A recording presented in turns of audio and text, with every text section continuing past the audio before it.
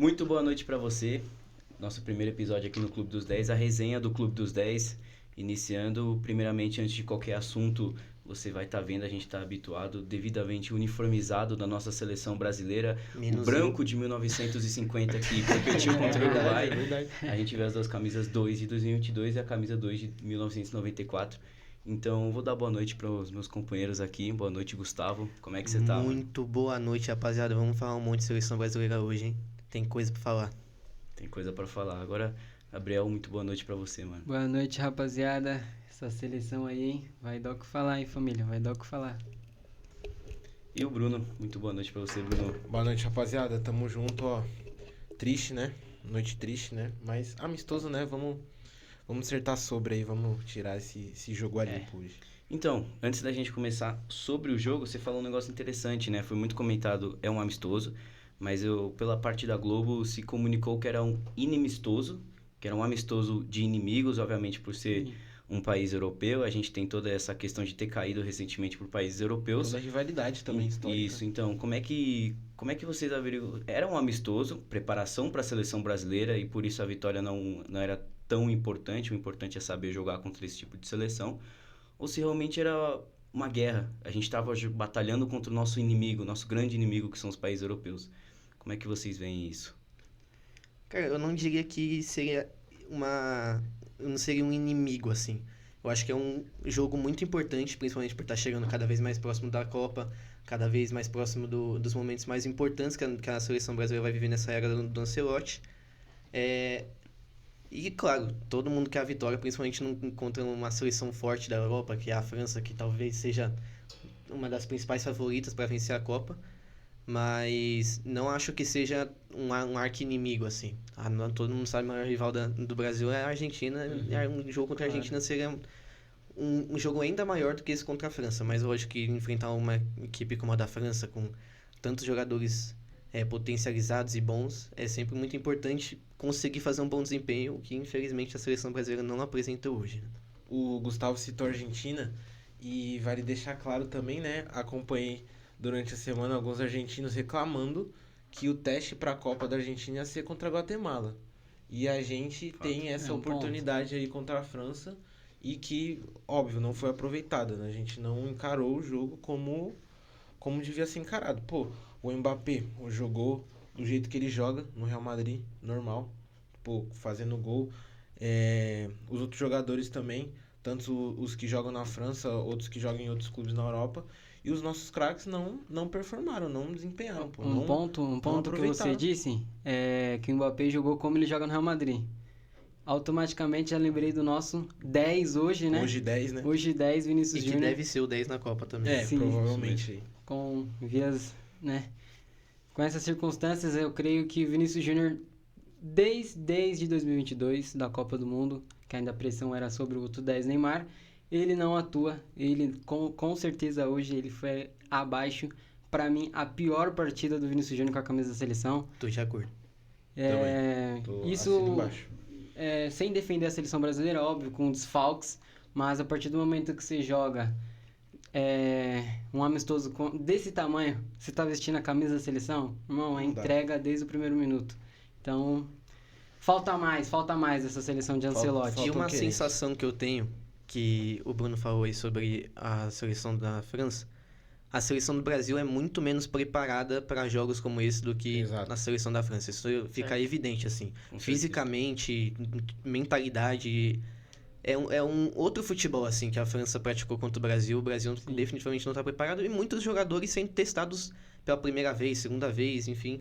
Uns até se destacaram, como o Danilo, por exemplo, mas falta garra nessa seleção. E aí que eu coloco, essa Copa, por ter mais seleções, tem a grande chance de a gente cair com uma grande já, por exemplo, umas oitavas.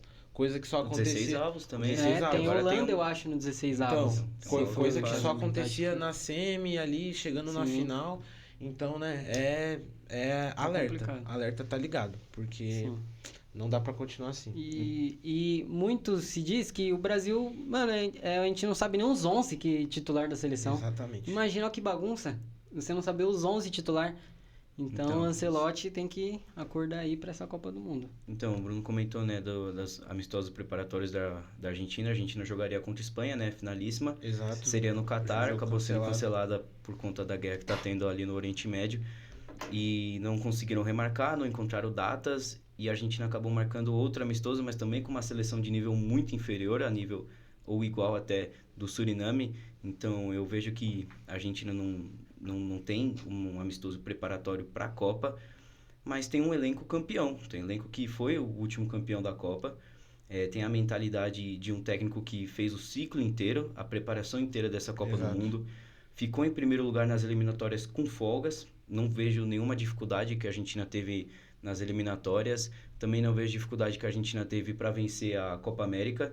Sim. Teve uma final disputada contra a Colômbia e tudo mais, mas ainda assim é uma Argentina que está se sobressaindo no continente e para mim tem esse luxo de fazer esse amistoso preparatório contra o Suriname e outra seleção na La Bombonera com a sua torcida. Com a sua torcida. Igual o Brasil vai jogar É. contra o Não, e Panamá. posso falar, isso é o tipo de jogo perfeito para dar confiança para a Copa, porque Não, a óbvio, Argentina já é demais. uma seleção muito bem estabelecida, com um elenco muito forte, é a atual campeã, então é o jogo perfeito para você chegar com confiança na Copa, porque a Argentina muito provavelmente vai vencer com facilidade esses amistosos preparatórios para a Copa e vai chegar na Copa com a confiança lá em cima, né? Sim. Porque com vitórias, talvez com placares elásticos, então vai chegar com a confiança lá em cima na Copa e eu acho que isso vai ser muito bom para eles, né? Óbvio que o Brasil Sim. é bom enfrentar seleções fortes como a França, que não deu muito certo, mas E só precisa. complementando o que você falou pra gente poder falar mais do jogo, a Argentina, citou o ciclo da Argentina. O ciclo da Argentina tem, depois da Copa, tem um começo, meio e um fim, né? Chegando agora nas últimas convocações pra Copa. O ciclo do Brasil é desastroso. Com Desastroso. certeza. Tanto o Jorge Igor na narração da GTV, ele chega a comentar. Tem ali, a gente tem não lembro se chegou a bater um ano, mas teve um meio ano de Diniz. Aí vem Dorival. Ramon Menezes antes. Ramon Menezes. Nossa. Aí Esse daí é o o Neymar, pior. o Neymar machuca o joelho contra o Uruguai. Aí acho que ainda era o Diniz.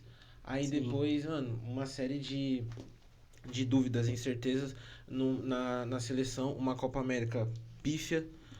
Cair para aquele time do Uruguai que era muito inferior ao Brasil. Então, uma bola de neve. Só que aí chegou eu te agora digo, eu lembro muito da época quando o Dorival chegou, que ele deu o depoimento falando que o futebol moral, brasileiro tava com ia moral. voltar. Tava com E moral. o Brasil jogou bem contra a Inglaterra, que foi a estreia dele, ganhou de 1x0, gol do Hendrick.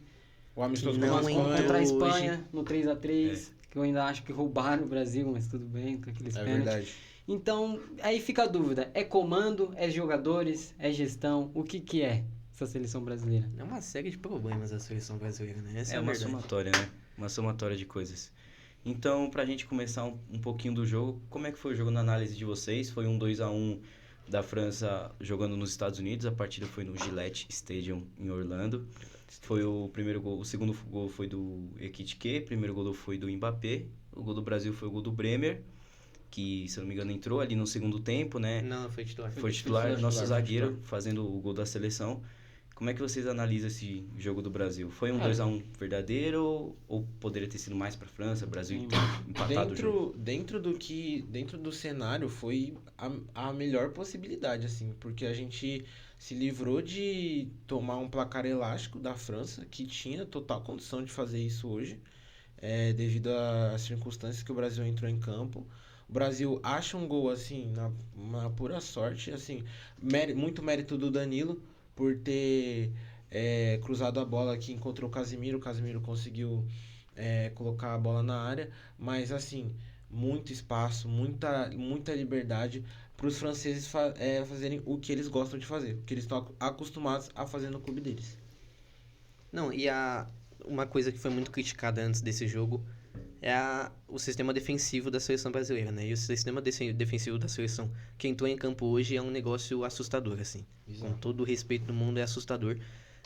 No primeiro gol da França, eu vejo um erro crasso do Léo Pereira, num passe ali pro Andrei Santos.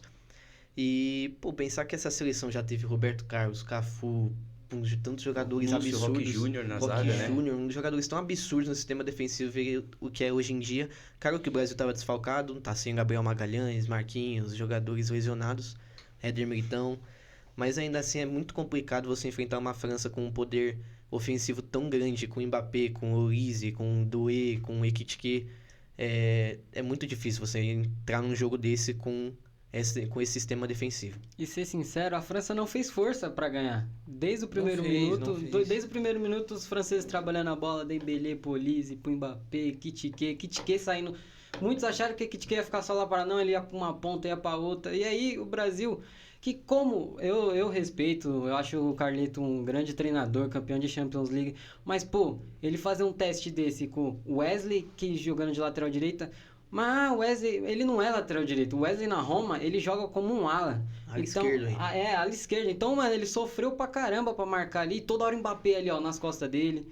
Douglas Santos, que eu creio que ele é um bom lateral, mas hoje fez uma má atuação. Ele estrear um Léo Pereira num jogo grande desse. Não dá. O Ederson errando saídas de bola. E aproveitando que você falou sobre o posicionamento do Wesley, é impressionante como é diferente o jeito que os jogadores jogam nos seus clubes e na seleção. Não, né? demais. Tanto no posicionamento como em questão de mentalidade mesmo. O jogo, o próprio Rafinha e o Vini Júnior hoje foi um negócio assustador, assim. E os dois são definitivamente os craques do Brasil, só que hoje fizeram um jogo inacreditável, assim, pífio mesmo. Feio de se ver. E se você falou do Rafinha, o Rafinha que saiu sentindo dores na coxa, por isso que a gente teve a entrada do Luiz Henrique, que foi um grande ganho, um grande positivo do Brasil. Ele que estreou já marcando o gol pela seleção, se não me engano fez 2 gols na sua data FIFA de estreia. Entrou no segundo tempo, fez um ótimo segundo tempo, ele que colocou fogo no jogo, colocou a fumaça que o Brasil precisava, mas fica a preocupação porque o Rafinha saiu machucado. E a gente tá sem Marquinhos, sem Éder Militão, sem Gabriel Magalhães, não temos o Rodrigo para a Copa do Mundo, temos o Neymar que não tá 100%, ainda é uma dúvida se vai ser convocado ou não. E agora a gente tem essa preocupação com o Rafinha, que sentiu a coxa. Pode ser algo rápido, algo que ele jogue terça-feira, ou pode ser algo que o tire da Copa. A gente não sabe. Então fica essa preocupação sobre o Rafinha, né, que é um dos jogadores mais importantes do mundo hoje, né? E tem o Estevão também, que não foi convocado para essa convocação por conta de lesão também. Tá certo que ele já voltou a jogar, né? Mas ele não foi convocado nessa data FIFA justamente por estar lesionado também. Cara, isso que me deixa, assim, não sei se é chateado a palavra, mas, assim, não sei descrever esse sentimento, mas é mais uma incerteza mesmo, né? Porque a gente olha os nossos adversários, os rivais europeus, tá todo mundo já certinho, todo mundo fechado. Todo mundo já sabe os 11 que vai jogar. Também. A Argentina também, a atual campeã. E a gente não sabe. A gente olha a última convocação e fala, meu Deus do céu. Tipo, Sim. a gente pode cravar aqui no mínimo 5 que não estarão na Copa e que estão nessa última convocação. Então, cara, essa incerteza antes da Copa, muito pouco tempo antes, Pra ser sincero pra você, eu acho que a opinião do torcedor, lógico, sobre o Neymar, ele é o maior artilheiro da história da seleção, mas não é à toa que muitos torcedores pedem ele na que seleção. teve o nome gritado hoje, né? Teve o nome gritado hoje. Não é à toa, porque essa seleção, como eu disse, não tem nem os 11 escalados. Se o Brasil tivesse voando, jogando bem, tivesse feito uma grandes eliminatórias, chegasse grande numa Copa do Mundo, não iam nem questionar. Não ia nem pedir. Não ia nem pedir o Neymar. Exato. Mas se estão pedindo ele, é porque a coisa tá feia, a coisa tá complicada. É porque realmente tá faltando um Tá, camisa 10 de verdade faltando aí. 10. E falta técnica, né? Falta. Não é que o Brasil, como você falou, tá voando tecnicamente, acerta tudo, e o Neymar pode ser descartado e não fazer falta. Igual foi em 2002, Romário não foi convocado, mas tínhamos Mas, Ronaldo então, voltando exatamente. de lesão, Até o próprio Ronaldo foi pedido Rivaldo pra não ir pra Copa. voando, a gente tinha nessa época o Ronaldinho em ascensão, mas hoje a gente não tem. A gente tem o Vinícius Júnior, que segue muito bem no Real Madrid, mas na seleção não demonstra que consiga ocupar o lugar do Neymar. Tem o Rafinha, que no Barcelona tá bem, na seleção ainda também não se mostrou. Então que fica essa dúvida, falta alguém para ocupar o lugar dele. Não de ser igual o Neymar, mas de ocupar a referência técnica que o Neymar conseguiu criar nesses anos. Falta alguém com aquela magia no pé, né? Falta. Em todas as Acho últimas Copas, o Brasil teve alguém com uma magia no pé, mesmo aqui as que perderam, né? No caso, o próprio Neymar, em 2022, 18, 14, 2010 com o Kaká, 2006 também, 2002 com diversos jogadores brilhantes, né? Então, falta isso nessa seleção, falta isso. E é isso, Não, Neymar faz falta. Eu acho que não é nem a magia, porque se você pegar o jogo do Santos, por exemplo, o time do Santos, ele tá jogando mal. isso reflete no Neymar. O Neymar não tá jogando bem também, mas ele cobra, ele grita com todo mundo, ele Exatamente. fala, ele se mata dentro de campo porque ele sente esse incômodo. Parece que os jogadores E da outra, nossa em seleção um não sentem. lance como o Vinícius Júnior teve hoje, eu creio que o Neymar poderia fazer esse gol. Exato, porque Porque ele sente, craque, ele sim. sente o É incômodo. coisa de craque, aparecer em momentos específicos. Como o Cristiano Ronaldo da vida, numa Nations League ano passado, muitos falaram, na Copa de 22, que ele virou reserva do Gonçalo Ramos, falou que ele trabalhou na Euro, muitos podem cobrar, não jogou bem, mas na Nations ano passado, contra um Yamal destruindo, o cara foi lá, fez o gol de empate, Portugal foi campeão. É nesses detalhes que os craques aparecem que tá faltando na seleção. Não, e o Bruno falou sobre cobrança por parte do Neymar. Sempre bom lembrar aquele vídeo dele na Copa de 2022 em que o Brasil toma um gol pra Croácia e logo depois o Neymar vai cobrar.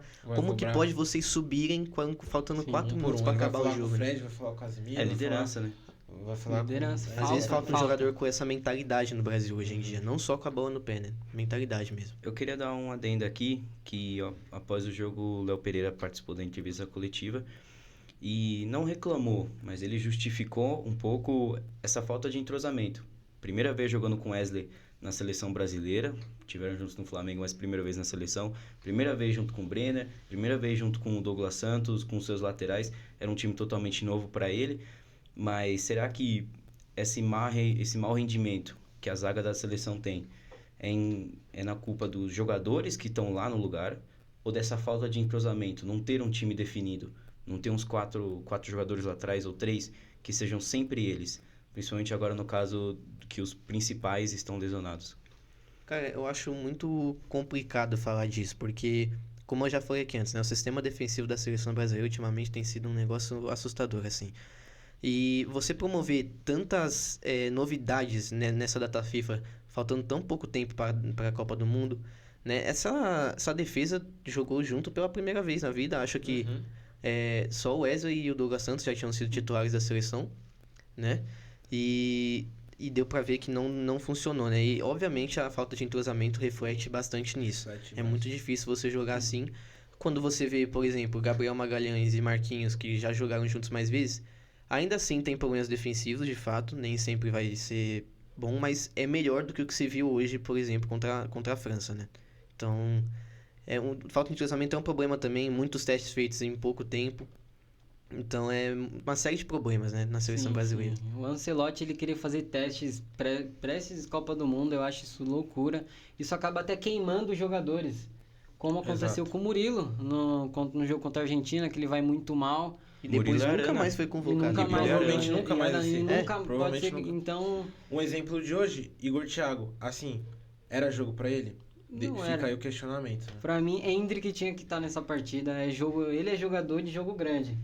Como mostrou contra a Inglaterra, contra a Espanha e vários outros jogos, eu creio que o Endrick poderia fazer diferença no jogo de hoje. Então, estamos a repescagem da semifinal das eliminatórias europeias rolando.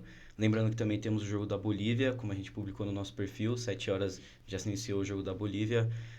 Só falar aqui quem que passou. País de Gales passou para a final da repescagem, passou por cima da Bósnia, jogando na sua casa no Cardiff Stadium.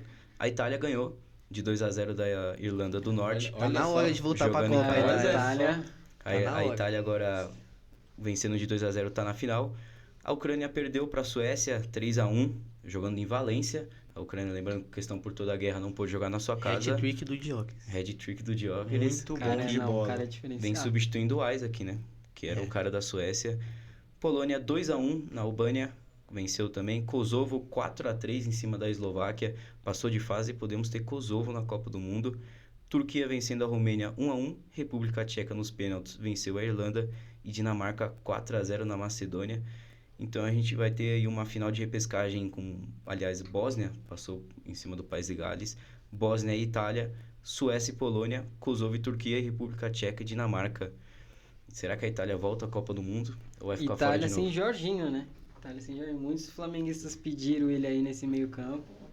Eu acho que tá aberto. Eu acho que cabia também. Eu acho que... Ele tá bem no Ele Flamengo. tá bem. Mas, te falar, muita gente critica essa seleção da Itália, coloca foto lá, duvido você acertar com o nome de 5 jogadores dessa foto. Mas a verdade é que a seleção da Itália, quando você vê, é uma boa seleção. É uma boa sim. seleção. Tem Barella, tem Retegui, tem Di Marco, tem uns jogadores bons ali na Itália. E que uma seleção como a Itália, que tem 4 Copas do Mundo, precisa estar na Copa do Mundo, né? Essa é a verdade. Ainda mais nessa, que vai ter 48 seleções, né? 48. Isso tem mais possibilidade. Tem mais possibilidade ainda. É um absurdo uma seleção como a Itália tá fora dessa Copa. É absurdo estar na repescagem, né? É, Caiu no grupo pra exatamente. Noruega, uma Noruega que, pô, vem muito bem, vem forte, mas ainda assim tinha a obrigação de ficar em primeiro nesse grupo, ficou em segundo, agora tá na repescagem. Então, a gente já comentou um pouco durante essa França 2, Brasil 1, e a gente falou um pouquinho do Neymar, mas eu queria falar um pouquinho mais, porque foi cantado no estádio o nome dele, e a gente sabe que a torcida às vezes não tem o dia a dia do clube, não tem o conhecimento do Ancelotti, que ele vai nos jogos, acompanha, com certeza tem contato com a galera do Santos. Mas para vocês, o Neymar 50%, 60%, 30% deveria ter sido convocado para essas eliminatórias, pelo menos para um teste? Cara, se o Neymar, foi como a gente falou anteriormente aqui, se o Neymar colocar 10% do futebol dele para a seleção, ele já vai dar uma diferença. Os jogadores já vão sentir. Porque, cara, essa molecada, Vini, Rafinha, próprio Luiz Henrique, cresceu vendo o Neymar jogar, mano. Imagina o quão vai ser bom pra ele jogar uma Copa ao lado do maior ídolo deles. Dá Então, confiança, pô, né? Dá mais confiança, dá confiança. Pra ser sincero pra vocês, eu acho que o Neymar, ele não precisa ser testado. Mano, ele tá no 10, 20%. Óbvio. Ele não precisa ser testado. E eu acho que o Ancelotti tá fazendo isso, tá? Ele tá preservando o Neymar de uma parte, até o próprio Ancelotti. Porque se ele leva o Neymar agora, aí o Brasil perde de 2-1, o Neymar joga mal, já era. Criou a caveira, ele vai mais pressionado ainda pra uma Copa do Mundo. Se ele levar o Neymar lá na lista final, irmão, aí é com o Neymar. É ele, seleção e Copa do Mundo. É o que? 60 dias a Copa? Menos. Quase um mês. 30 dias. Irmão, é os jogos da vida do Neymar. Como o pai dele disse, filho, joga essa Copa do Mundo se você for e já depois você para. Então, eu creio que o Ancelotti vai levar ele sim. Nem que seja na base da pressão, do torcedor, acho que ele vai levar. Porque, querendo ou não, ele levando o Neymar, ele tira o peso meio que de cima dele e vai cair pro Neymar. Aí é saber se o Neymar vai chamar essa responsa no peito e vai... Cara, e te falar, eu sou a favor da convocação do Neymar, mas eu tenho um único receio em relação à convocação dele, é de todos os jogadores querem jogar pra ele. Exatamente, Isso seria um exatamente. problema prejudicial à seleção brasileira, porque vai acabar minando o futebol coletivo da seleção brasileira se todos decidirem jogar pra ele, tentarem fazer bonito pra ele. E não é Sim. assim que tem que funcionar. Mesmo com o Neymar em campo, óbvio que vai acrescentar muito, é um jogador magnífico. Só que o Brasil precisa continuar funcionando coletivamente, né? Então, o Neymar precisa se encaixar nesse esquema do Ancelotti, como você falou. Acho que ele não precisa de teste, acho que ele é um jogador que consegue se habituar ao estilo de jogo tranquilamente. Enfim, acho que seria uma boa adição para a seleção brasileira, mas óbvio com esse receio aí de querer jogar pra ele, né? Cara, mas eu acho que isso... Sim, acho que isso não tem nem cogitação. A gente viu recentemente, a Argentina fez isso com o Messi. Porque, cara, os jogadores da Argentina, eles naturalmente não têm o individualismo. O Brasil, cara, a gente tem Vini, a gente tem Luiz Henrique, a gente tem Rafinha. Se esses jogadores, Estevão, Endrick, se esses jogadores quiserem mostrar o brilho deles também, eles não vão só ficar focados em jogar pro Neymar. Eles vão jogar a bola deles, que eles sabem jogar. Então acho que no Brasil isso não vai... E o Vini Júnior, outra opinião sobre o Vinícius Júnior, eu acho que ele não vai tão bem na seleção, porque no Real Madrid, eles não jogam pro Vinícius Júnior. Exato. Pô, todo um coletivo. É todo um coletivo, e aí vai lá o Vinícius Júnior, termina o trabalho fazendo um golaço, entendeu? Nas noites de Champions, batendo um pênalti. Na seleção, até nem muito hoje, mas muito nas eliminatórias, pô, mano, a bola muito no Vinícius Júnior. Ou até mesmo teve uma partida, acho que Brasil e Bolívia, não lembro, que, mano, o Vinícius Júnior vai mal, e aí quem vira o alvo é Estevão. Os caras toda hora, bola no Estevão, e não é assim. Não, isso já isso do Estevão que você comentou, isso já era assim no Palmeiras, inclusive. Exato. Palmeiras era uma A assustador. temporada de 2024 do Nossa, Estevão foi... Não, o negócio era assustador. A tática do Palmeiras era toca no bola Estevão no e reza. Estevão e se vira. Então, rapidinho pra gente encerrar, só um sim ou não. Luiz Henrique, pra vocês, garantido na Copa? Sim. Sim, 100%. Beleza, foi Mas uma não boa como partida. titular. A gente também... jogador de segundo tempo. Outra coisa. Outro sim ou não? Danilo estreou. O Danilo estreante do Botafogo estreou hoje, jogou bem no meio-campo, controlou. É um meio-campo que a gente já tem um Casemiro um pouquinho mais avançado. E aí, vocês acham que ele deveria ter outra oportunidade contra a Croácia e talvez uma Copa do Mundo? Sim ou não? Eu acho que ele deveria ter oportunidade sim, ele entrou muito bem hoje, mas é óbvio que é muito difícil você definir o que vai fazer através de uma única atuação, né? Óbvio que eu gosto muito do Danilo, tá? Excelente jogador. Mas é difícil você definir tudo por conta de um jogo, mas óbvio que contra a Croácia eu acho que é válido o teste, inclusive até de titular, talvez no lugar do sim. Andrei Santos, né? Acho que titular contra a Croácia, já que ele tá testando o jogador, que taque jogador reserva lá, que ele comece com o Igor Thiago. Seria bom ele começar com o Danilo pra ver, por ser um jogo até mais fraco, teoricamente, com uma Croácia mais envelhecida, acho que seria legal ele fazer esse teste com o Danilo. E aí sim a gente pode ter certeza se ele merece uma Copa ou não. Antes da convocação, eu achava que era um jogador só pra teste, mas hoje eu já vejo o Danilo na Copa, sim. Um possível nome. Brasil e Croácia. Como você falou, um confronto que eu também acho que ele, agora que ele já perdeu para a França, não está no resultado positivo, é hora de aproveitar. Quem tem que testar, tem que testar. Nesse momento, o que vocês acham? Brasil e Croácia, como é que vai ser o jogo? Bem rapidinho. Cara, eu vou te falar que esse jogo pra mim é ainda mais importante do que o da França, tá? Sobretudo por conta da eliminação na última Copa, que foi justamente pra eles. Tudo bem que é um amistoso, mas ainda assim a gente tá chegando na Copa. E ganhar da seleção que eliminou a gente na última Copa, eu acho que seria essencial, assim, pra seleção brasileira. Vai dar uma moral. Vai dar uma moral grande. E a Croácia não é um time ruim, muita gente subestimando aí a Croácia, e não é à toa que foi a seleção que eliminou a gente na Copa de 22, não é uma seleção ruim, os caras é chato. O Brasil, creio que nessa partida o Brasil vai ficar mais com a posse, porque a Croácia é um time fechado, que trabalha só naquele meio campo, então eu acho que se é bom, é válido usar os reservas. Creio que o Brasil vence. Vai ser um jogo difícil, mas acho que o Brasil vence sim. Tem que vencer, né? Pra mim, a Croácia é o teste perfeito pra saber se o Brasil vai bem na fase de grupos. Porque pra mim eu vejo a Croácia no mesmo nível de Marrocos.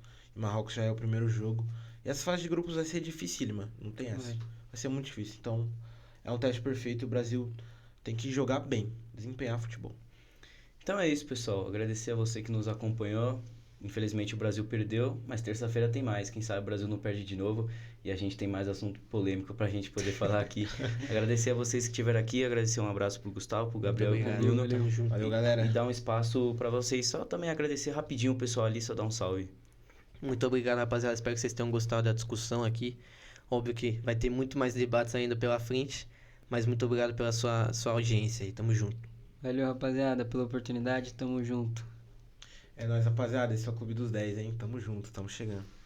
Bom, é isso, pessoal. Obrigado a você que nos acompanhou. Falar o nome também do pessoal que estava atrás e que não está aqui. O Bento, Arthur também estiveram atrás. O Pedro e o Paulo também estiveram nos ajudando nessa produção, junto com o João. Nós que formamos o Clube dos 10. O Gui também. O Guilherme, isso. Um abraço para você que nos acompanhou. Valeu! Falou!